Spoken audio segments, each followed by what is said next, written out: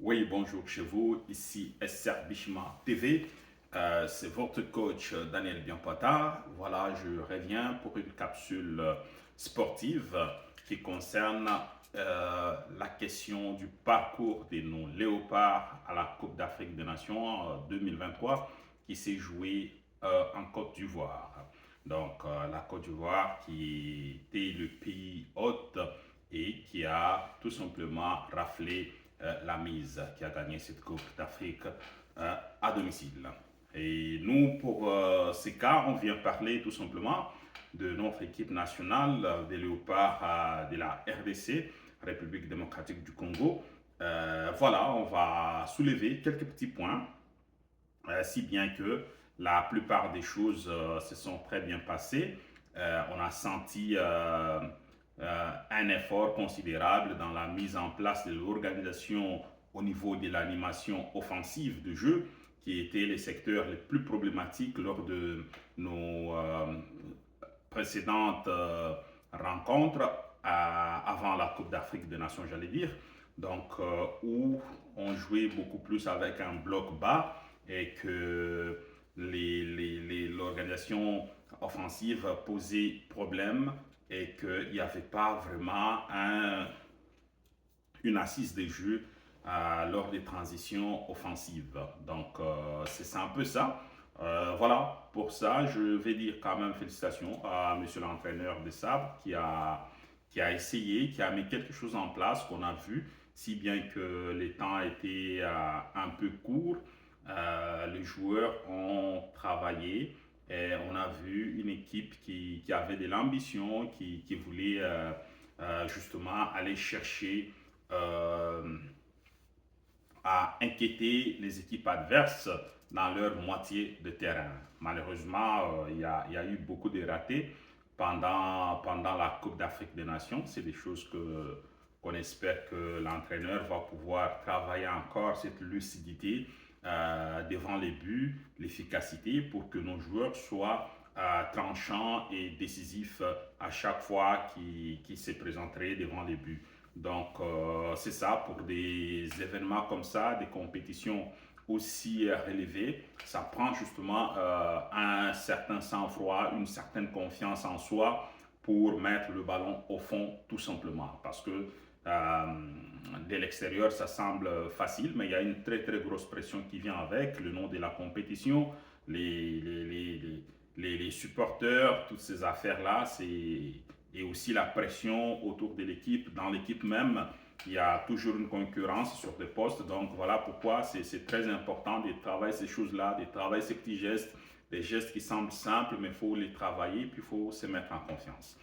Par conséquent, nous disons félicitations tout d'abord aux sélectionneurs, nous disons félicitations à l'équipe, les joueurs qui ont joué, les staffs justement du sélectionneur, on ne va pas les oublier.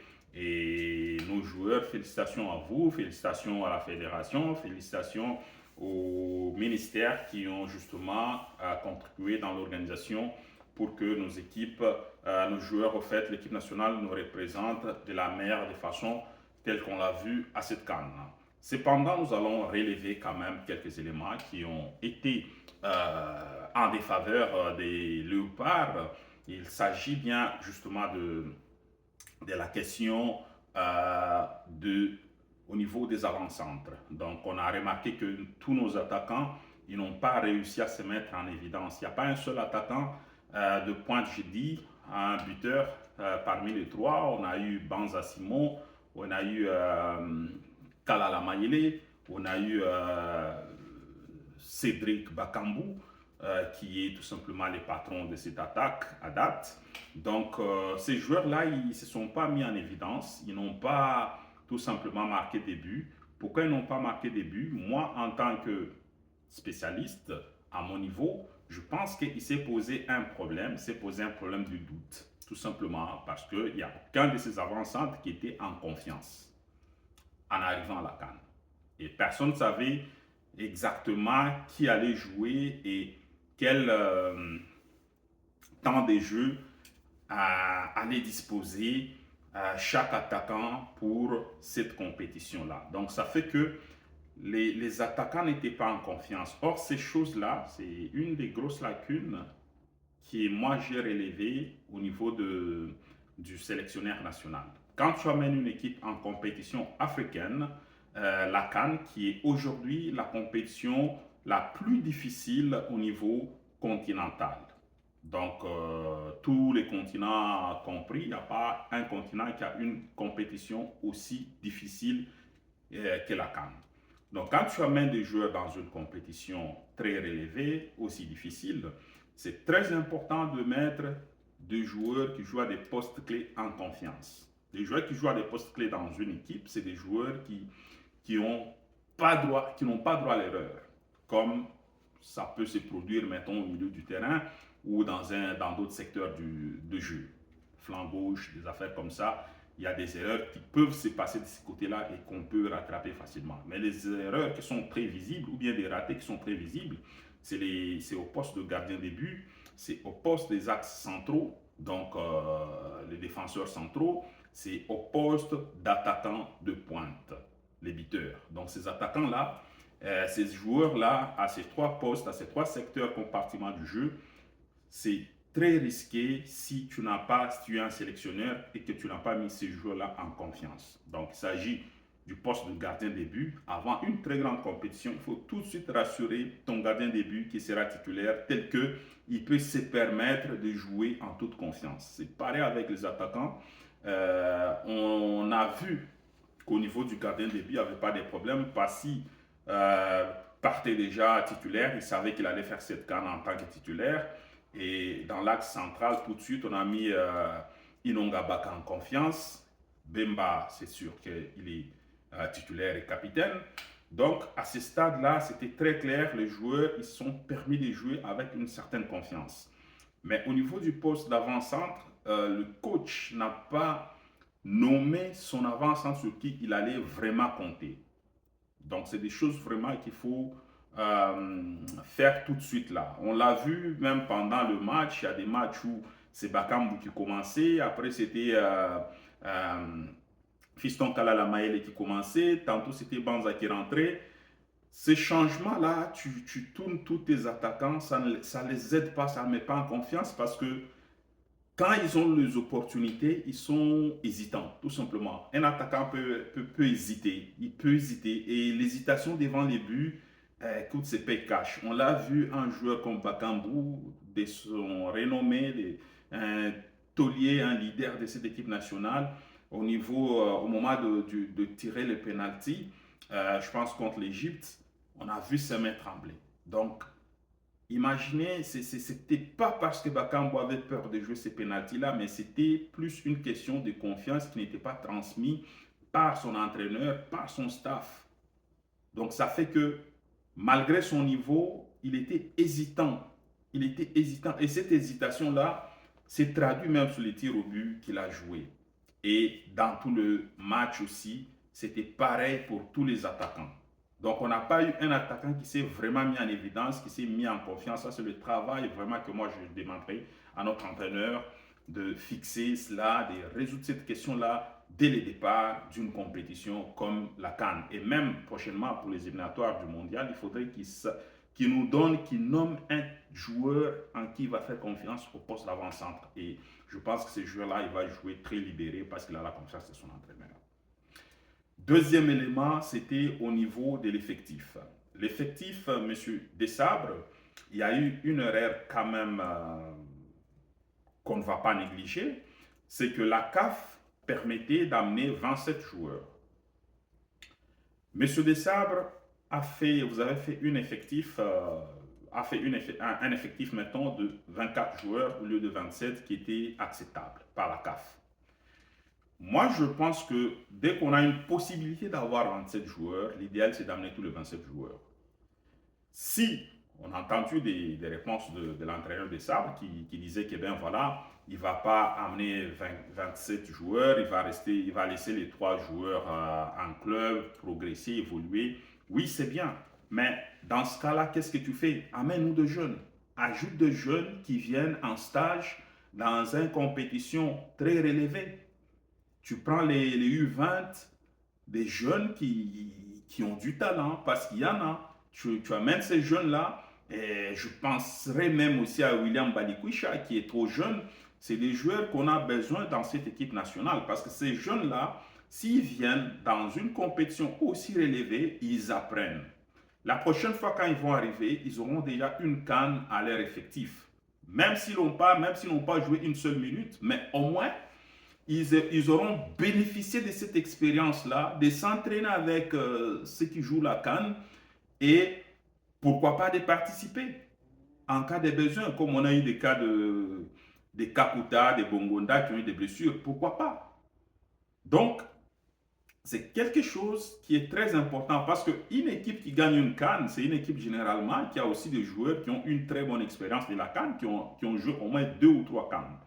Donc, avoir amené, mettons, des jeunes comme moi je l'aurais pensé, ça aurait été bien pour ces jeunes-là parce qu'on allait avoir 3 jeunes qui seront des joueurs d'avenir dans cette équipe nationale, mais qui ont déjà une CAN à leur compte. Donc, c'est quelque chose qu'il aurait fallu justement en fait, c'est un gain qu'on aurait dû vraiment apporter à l'équipe, à l'effectif de notre équipe nationale. On l'a vu même contre la Côte d'Ivoire que ce qui nous a manqué contre la Côte d'Ivoire, c'était plus l'expérience. Les Ivoiriens étaient présents, ils ont mis 2 joueurs qui ont du chemin, qui connaissent la CAN, qui ont plusieurs CAN à leur effectif et qui ont l'expérience du football africain, mais ils se sont imposés par rapport à cette expérience-là. Et ça a pesé aussi même en finale contre le Nigeria, tout simplement. Donc, on a besoin d'avoir des joueurs qui vont avoir plusieurs cannes à leur actif. Cela va permettre justement, peut-être d'ici 2026, mettons 2025, 2027, on aura des joueurs qui auront au moins 3 cannes, mais qui seront jeunes et qui auront un autre visage en arrivant à la CAN, pas un visage des gens qui viennent découvrir une compétition de cette envergure-là. Donc, c'est le deuxième point pour lequel je trouvais que notre sélectionneur a failli au fait, à sa mission. Et le troisième point, c'était tout simplement dans la petite finale. Nous savons qu'au niveau de l'Europe, la petite finale n'existe presque pas ou n'existe pas. C'est quelque chose pour lequel on n'accorde pas beaucoup d'importance, mais on a écouté dans les discours de notre sélectionneur des Sabres dire que ben voilà, maintenant c'est la 3e place pour ce match-là, on va essayer de donner du temps de jeu à ceux qui n'ont pas joué. Non, non, messieurs des Sabres. L'équipe nationale doit gagner tous ces matchs, peu importe l'adversaire, peu importe les circonstances. Ceux qui n'ont pas joué, ils ont appris en étant sur le banc. Donc, quand ils reviendront mûrs, aguerris, avec une expérience donnée. Moi, je pensais que pour le match contre l'Afrique du Sud, M. Desabre ne devrait pas relâcher la pression. Il a relâché et puis ça n'a pas... Ça a diminué la concentration de notre effectif, de notre équipe, à aller chercher cette 3e place. En alignant déjà Berthaud dans le but, c'était déjà un signe que M. Desabre n'accordait pas trop d'importance à cette CAN. Il voulait plus voir certains joueurs dans un contexte de compétition. Bon. Voir le niveau réel de certains joueurs en compétition. Or, ce n'était pas ça le but. Il fallait nous gagner cette médaille-là de la 3e place parce que nous, au Congo, la 3e place, cette médaille-là, c'est une petite finale. En quelque sorte, M. Desabre, en prenant cette décision, vous avez fait rater certains cadeaux à ce joueur-là. Parce que même le retour au pays de l'équipe nationale avec une médaille de bronze, ça allait faire un autre engouement. Je pense même que le gouvernement allait donner des cadeaux à ces joueurs pour des récompenses. Je ne veux pas dire des cadeaux parce qu'ils ont travaillé. Et même vous-même, les staffs allaient avoir au moins des récompenses. Ça pouvait être des véhicules du sport ou je ne sais pas quoi. Ça fait toujours du bien. Ça fait toujours du bien. Donc, il faut vraiment mettre un peu de l'emphase sur cet aspect-là, tel qu'à chaque match, on doit jouer tout le match avec la même intensité, le même objectif, maintenir le même niveau de pression, tuer tout le match, gagner tout le match. C'est comme ça qu'on devient une grande équipe. Donc, j'ai rien contre Berthaud, mais sincèrement, je ne pense pas que Berthaud, il n'a pas beaucoup de temps de jeu. Et puis, voilà, c'est un joueur, je ne l'aligne, je ne suis même pas capable rationnellement, je n'ai rien contre ce joueur-là qui est un compatriote. Je pense qu'il y a beaucoup de facteurs qui ne jouent pas trop en sa faveur pour être les futurs grands gardiens du Congo. Aujourd'hui, on veut des gardiens qui font au moins 2 mètres. Donc, voilà, cette qualité-là fait un peu défaut du côté de notre frère Berthaud. Et en plus, il joue très peu pour briguer une place en sélection nationale. Ça aurait fait du sens si M. Desabre avait aligné Badjo Siadi Badjo, qui lui est un joueur, un gardien de but qui a fait ses preuves en équipe nationale et même en club avec le tout-puissant Mazembe. Donc, et puis aligner carrément son 11 de départ qu'il avait aligné contre le Maroc, par exemple. Donc, il fallait amener les matchs contre l'Afrique du Sud dans la petite finale avec le même esprit. Donc, ça, ce sont 2 points que nous reprochons à notre sélectionneur Sébastien Desabre. Et c'est des choses qu'il faudrait justement améliorer. Nous te félicitons pour le travail que tu as abattu. Tu nous as mené en demi-finale. Je pense même qu'on pourrait aller loin dans cette CAN et qu'on espère qu'en 2025, on va se qualifier, que les étoiles seront encore alignées de la meilleure des façons pour notre équipe nationale, pour qu'on puisse faire le meilleur parcours, qui va être mieux peut-être que celui qu'on a fait cette année. Je l'espère bien. Je pense qu'on aura un effectif plus aguerri. Mais comme on dit en football, il y a quand même l'effet surprise. Donc, on va suivre ça de très près. Et puis, on vous encourage dans ce que vous faites. On vous soutient puisqu'on vous avait apporté, vous nous avez ramené des résultats. Moi, j'étais personnellement critique par rapport au match que j'ai vu contre le Soudan, où on avait perdu vraiment de façon jusqu'à ce jour. Je ne me suis jamais remis de ces matchs-là. Mais voilà, on vous félicite et puis on va continuer à vous soutenir dans vos objectifs qui sont tout simplement d'aller chercher cette CAN 2025 déjà.